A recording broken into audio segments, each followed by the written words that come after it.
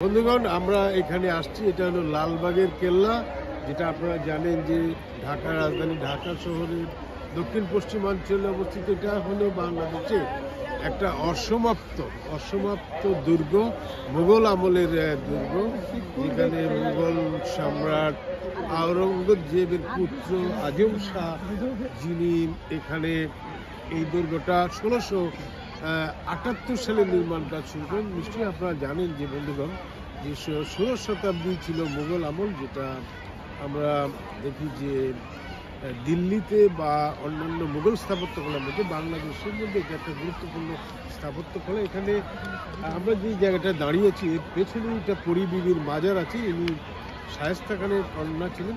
শায়েস্তা খানের কন্যা পরী বিবি মারা যাওয়ার কারণে তারপরে এটা পুরোটা সমাপ্ত না করেই উনি চলে গেলেন। তো এখন এটা এই মুঘল স্থাপত্যকলা হিসেবে দেখার জন্য প্রতিদিন প্রচুর সংখ্যক মানুষ এখানে, পর্যটক এখানে আসেন। আপনারা একটু যদি দেখেন আশেপাশে, যেটা বিকেল বেলাটায় সেই কুয়াশা এবং ঠান্ডার বিকেলে প্রচুর মানুষ এখানে আসছে। এখানে ফুলের বাগান আছে, অনেক পুরনো ভবন।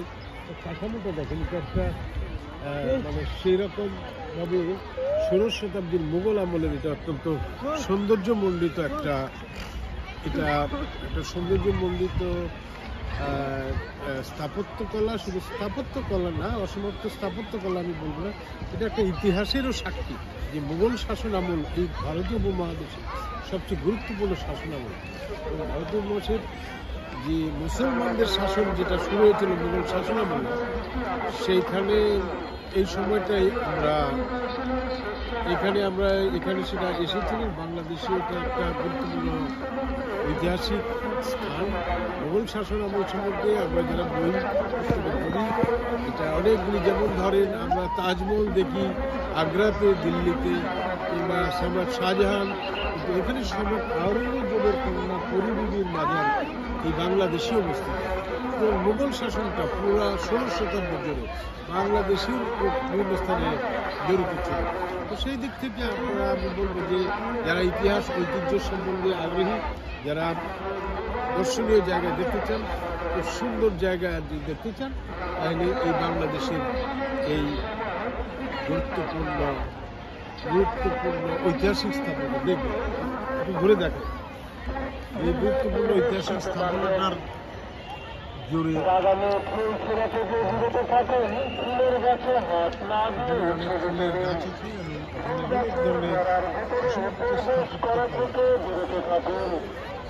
যেকোনো ধরনের খেলার সামগ্রী দিয়ে খেলাধুলা থেকে বিরত থাকুন। ডাস্টবিন ব্যবহার করুন।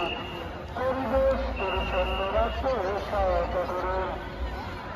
লালবাগ কেল্লার পরিদর্শনের শেষ সময় বিকেল 5টা। ইতিমধ্যে যে সকল দর্শনার্থী লালবাগ কেল্লা পরিদর্শন শেষ করেছেন